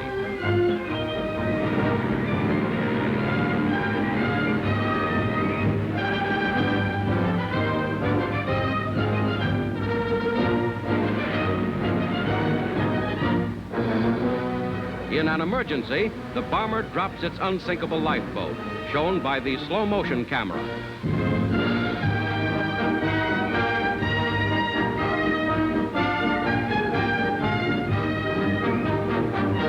3 heavy-duty parachutes send the boat down gently but accurately, and watertight compartments keep it upright and afloat, no matter how it lands.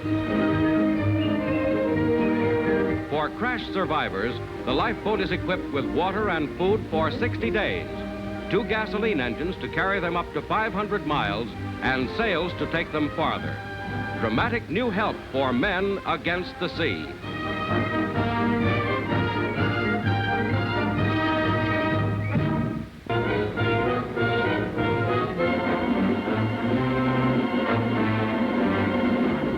Japanese bombers attack American shipping off Leyte Island in the Philippines. The sky is a patchwork of shell bursts, and an enemy plane is shot down.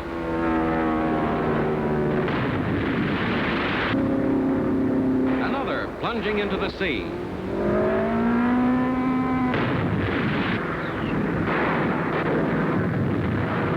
Dive bomb attack on a United States ship. The bomb misses, but Navy gunners don't miss. The Japanese plane is shot down. Mortally wounded, an enemy plane comes down in a long glide to crash into an American landing craft.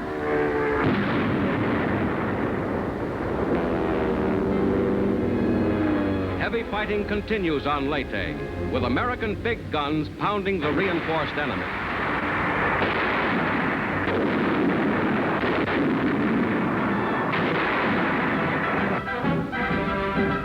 Tacloban Air Base, immediate objective of Allied landings on Leyte, is put into operation.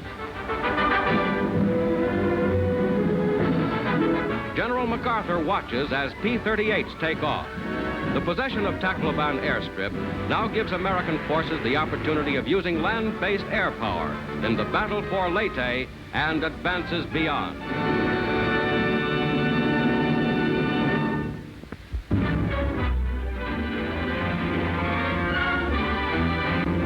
British Air Chief Marshal Harris earns worldwide praise for the Allied triumph over the Tirpitz, opening the gate to Norway. After briefing in the cold November dawn, 29 Lancasters race along the runway.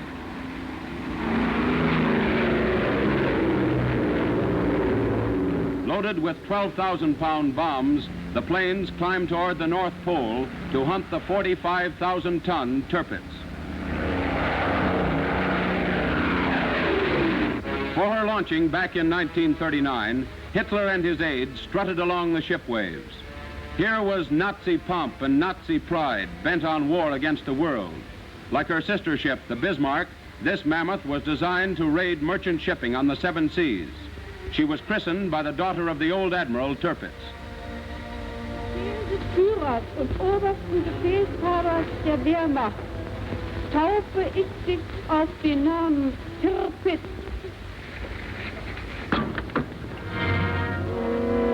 Heavily coated in steel, she carried 8 16-inch guns and 28 others of formidable strength. The Nazis bragged she was unsinkable.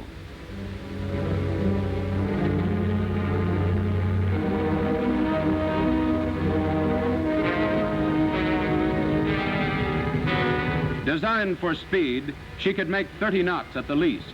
But in the face of a public challenge to battle, broadcast by the SS Dakota, the famous American warship, the Tirpitz refused the challenge. While the Tirpitz hid in a Norwegian fjord this winter, her guns menaced any Allied offensive either by land or sea. Now, through the clouds above the north coast of Norway, the camera of an Australian Lancaster spots the Tirpitz in the Tromsø fjord. Smoke screens stream around the great battleship, but earthquake bombs drop toward the target and hit. Flak puffs dangerously around the planes.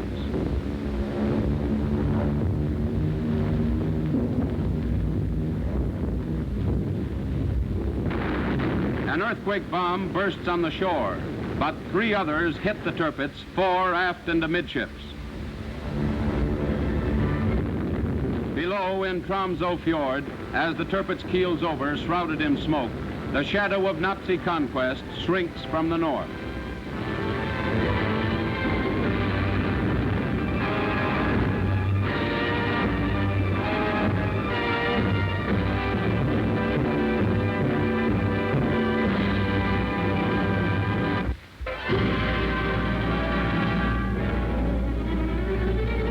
Powerful Allied attacks by air and ground are battering the Reich arsenals of the Ruhr and the Saar. For a single assault, 1,200 American heavy bombers with 1,000 fighters of the 8th and 9th Air Forces roar toward Nazi workshops supplying the Wehrmacht.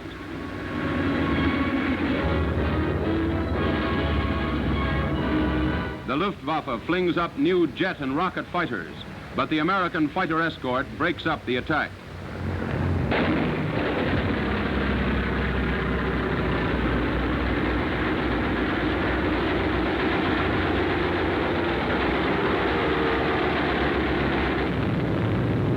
In 2 days of non-stop raids on the Reich, British and American airmen knocked down over 200 Luftwaffe planes.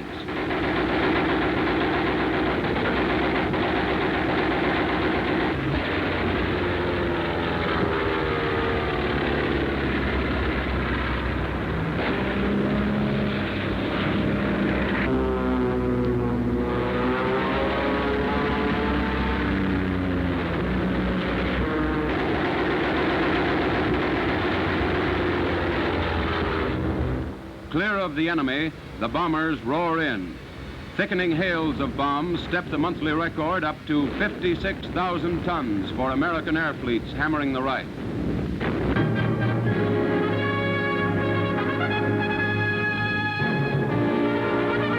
B-29 super fortresses ready to bomb Formosa. From a secret base, they take off for a giant blow at the Japanese.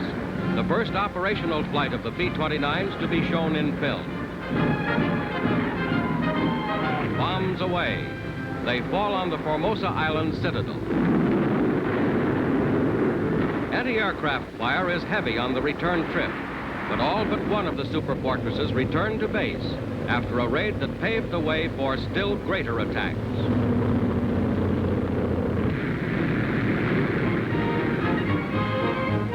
On Saipan, military honors for the crew of Tokyo Rose, the first B-29 to fly over Tokyo.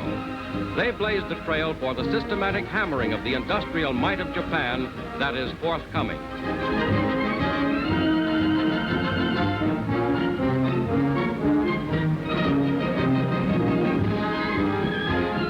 Brigadier General Hansel, commander of the superforts on Saipan, pins the Distinguished Flying Cross on Captain Ralph Stately, pilot, and Lieutenant Harold McCommon receives the Air Medal. These men brought back pictures and information that led to the successful bombing missions over Tokyo by the B-29.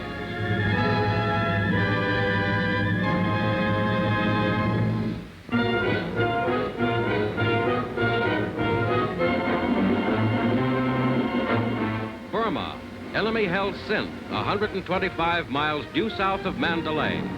Bombs from B-25 Mitchells head for their target, a railroad bridge, already hit by the lead plane.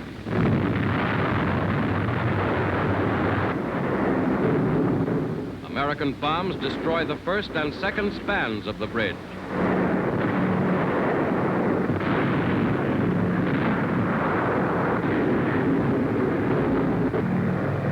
Over the Japanese stronghold at Senwi, more than 500 bombs fall toward this military area, causing much damage.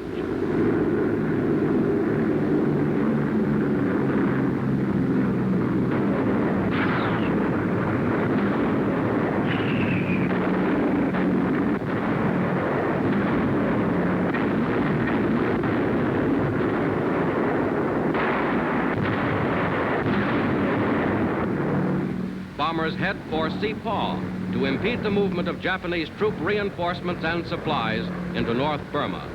The bridge at Sepal, 9,000 feet below, gets a direct hit.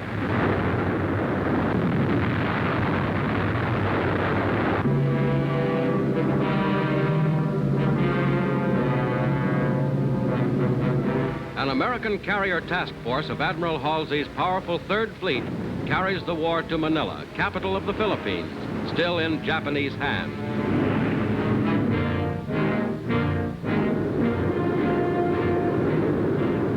Below decks, final orders for the mission: to blast all military installations of Manila Bay.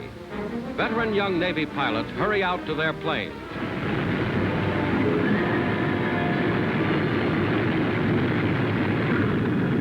Swift, deadly Hellcats and Avengers roar off to battle from their carriers' decks.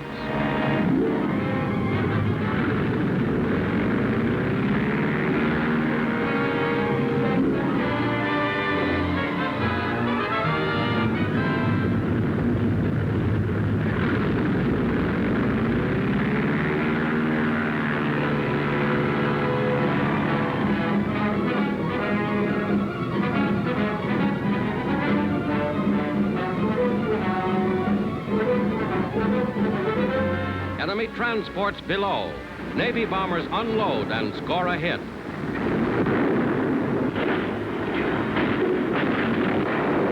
Nicholas Field, once an American air base, receives a high explosive pounding.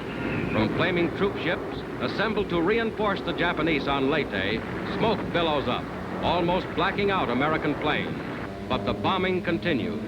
Admiral Radford on the watch for his returning flyers. Here they come back to their Essex-type carrier, with enemy fighters close behind. Anti-aircraft opens up. A Japanese bomber dives in, almost scores a hit.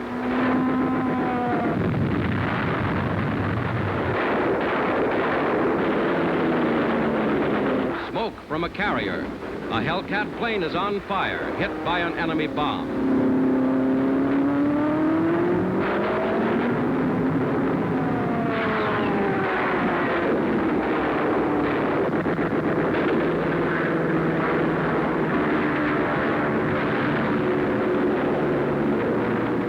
Gun batteries duel with more attacking planes.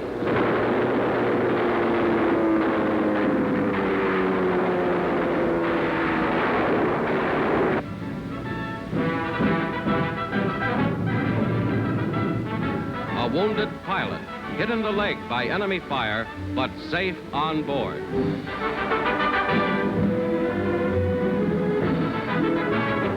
Last plane home is Commander David McCampbell, the Navy's top ace, with 34 enemy planes shot down. Other members of the carrier task force received Navy decorations. The battle for the Philippines continues.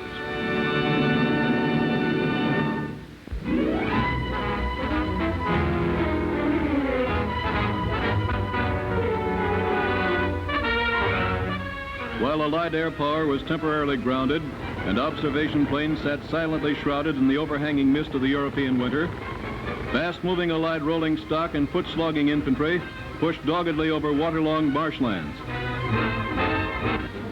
While the infantry and artillery proved against the enemy, the American air forces waited for weather. And as the skies cleared, they were again filled with the long telltale trails of vapor as American bombers under heavy ack-ack fire swept in to seek out the enemy.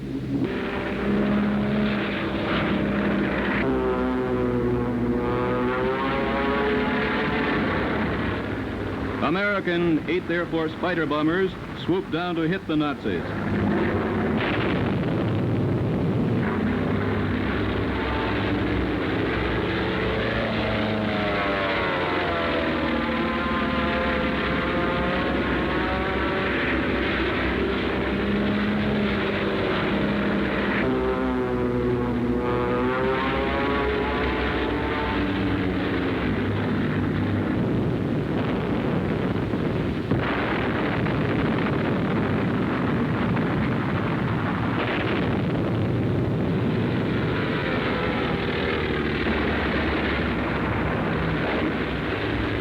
Hard-hitting American fighters were forcing hundreds of the enemy's planes from the skies and ensuring victory over this great German bid.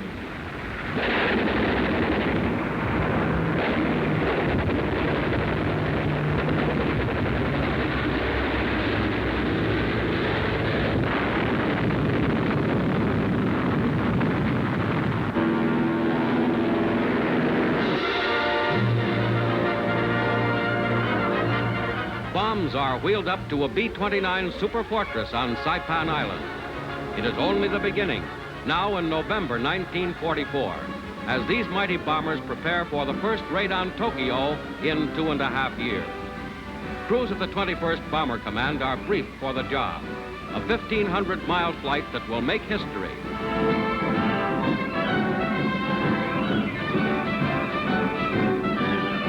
General Emmett O'Donnell, mission leader, checks final details with General Haywood Hansel, commander of the Saipan-based Super Forts, and with Major Moran, his companion in the lead plane, Dauntless Dottie.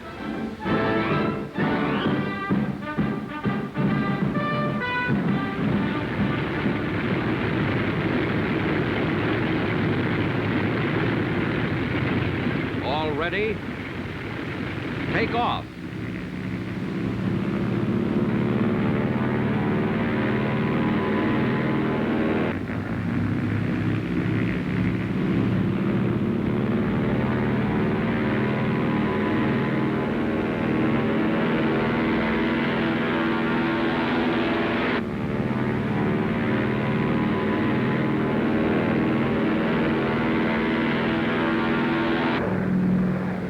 Airborne, the B-29s head for Tokyo. The giant bombers, equipped to range over 5,000 miles, now swiftly cover the 1,500 miles from Saipan to their objective, to open the full-fledged air war against Japan.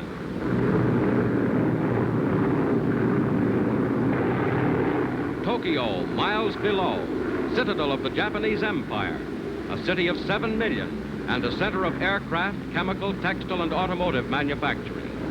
Puffs of flak come up, but enemy fighters are absent. For 2 hours, the mass concentration of B-29s pounds industrial targets.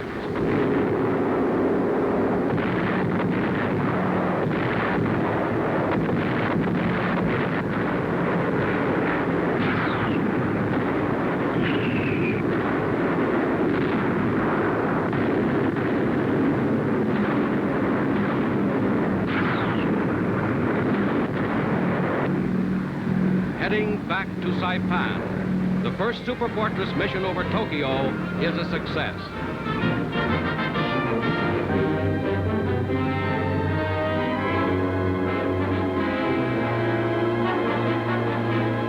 Stung by the Tokyo raid, the enemy sends bombers over the B-29 base on Saipan.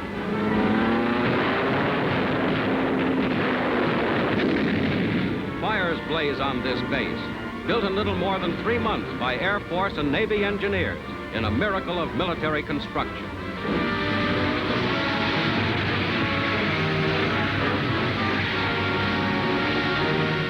Near the wreckage of a B-29 are the remains of one of 13 Japanese planes shot down in the raid.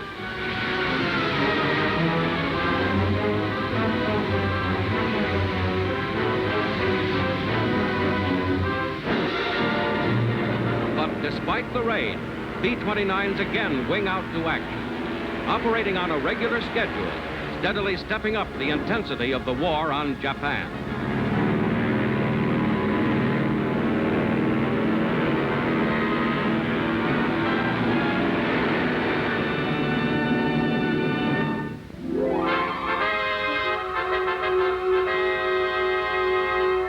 Development of an important new Air Force rescue device, the personnel pickup.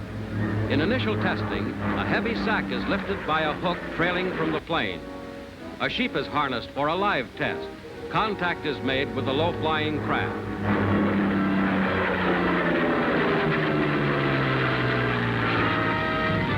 Success in this experiment. A little bewildered, the sheep is nevertheless safe and sound. Such tests continued for months.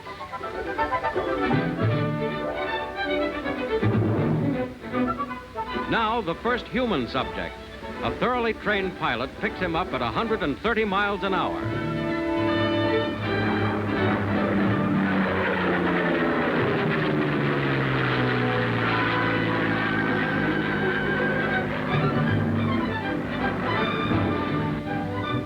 The same action in slow motion. A steep climb by the plane at the moment of contact prevents any bumps.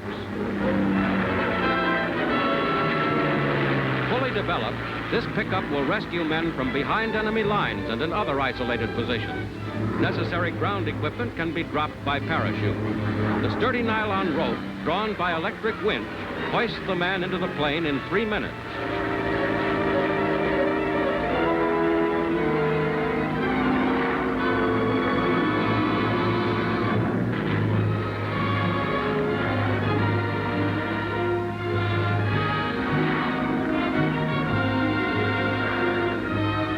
Safe landing, a valuable new rescue technique for stranded airmen.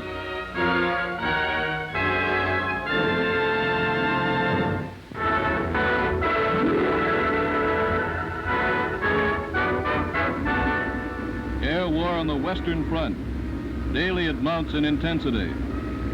What one combined mission means is shown by these pictures of the United States Air Force in action over Germany, attacking marshalling yards, oil plants, factories.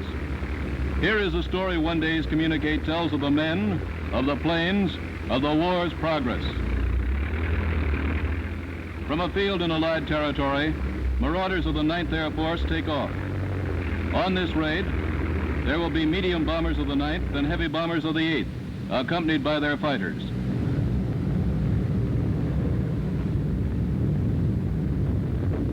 There will be flak,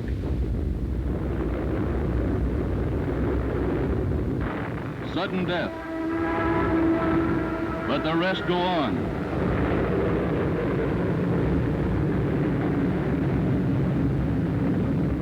The bombs go on the target.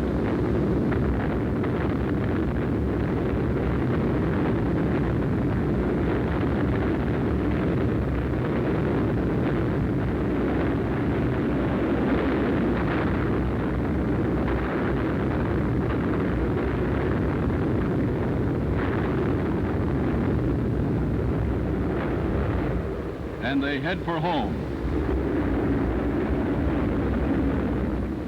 Enemy fighters are sighted, and the American fighter escort dives into action.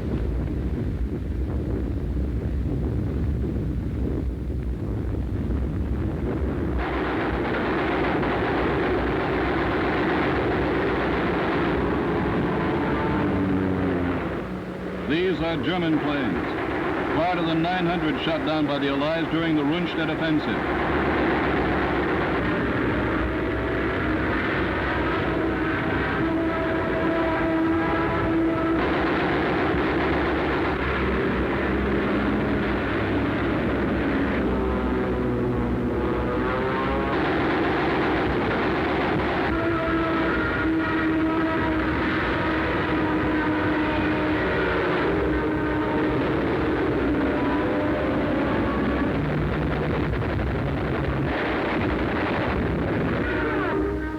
An American fortress is on fire. The crew bails out.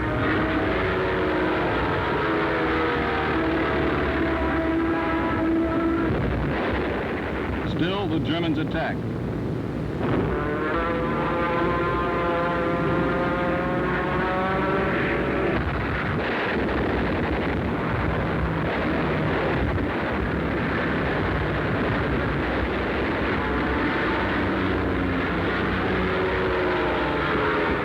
This is the last of them.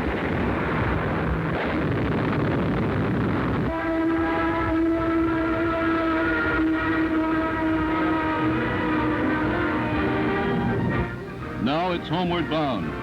Communique will read, mission accomplished, such a target bombed, so many of the enemy destroyed, so many of our bombers are missing.